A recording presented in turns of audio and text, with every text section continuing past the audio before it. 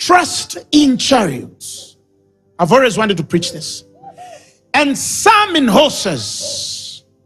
But the Bible says, but we will remember the Lord, the name of our God. And verse 8 tells you the destiny of those who trust in horses and chariots.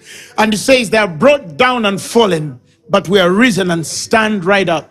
You see, God is showing you the difference between people who are ever going from one level of glory to another level of glory, one level of power to another level of power, and people who are falling.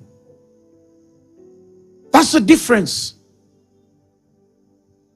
He's saying there are people who trust in horses and chariots, but our trust is in the Lord. How many times have you been in trouble? And the first thing that came to your mind is a certain individual that has no bearing in God. How many times have you been in trouble? And firstly, you remembered something that has no bearing with truth. Now, these are horses and chariots, and I'm going to continue expounding on this for you to understand fully. Let me give you a typical example. If you're a mother and you wake up and your child is crying and they're in pain, what's your first response? What's the first thing that comes to your head? What's the first person you remember? Who? Who is the first person that comes to your mind? What is the first thing that you ponder on? What is the first thing that you mention out of your mouth? It's very important. Because I'm not against your child taking Calpol, the painkiller. But it can become your horse and your chariot. So I'm not saying you shouldn't give your child drugs. But what first comes to your head when your child is in trouble?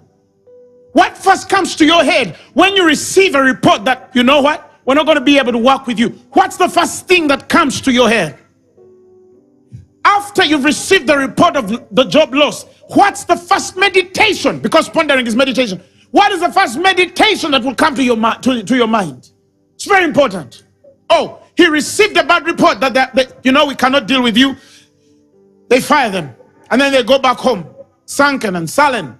And then they go to their bed and they think the whole night. And then the next morning they'll call you and say, Pastor, I didn't sleep. Why? I was fired yesterday. I thought many things.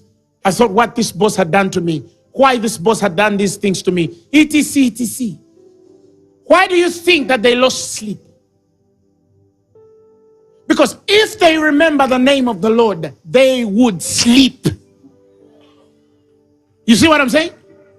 But you spent the whole night pondering on this job. What am I going to do?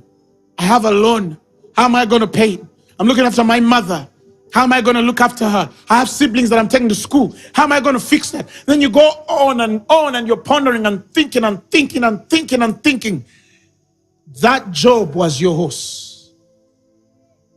That boss was your horse. They were your chariot. They were your strength. It's evident. How? Because of how you responded to the circumstance.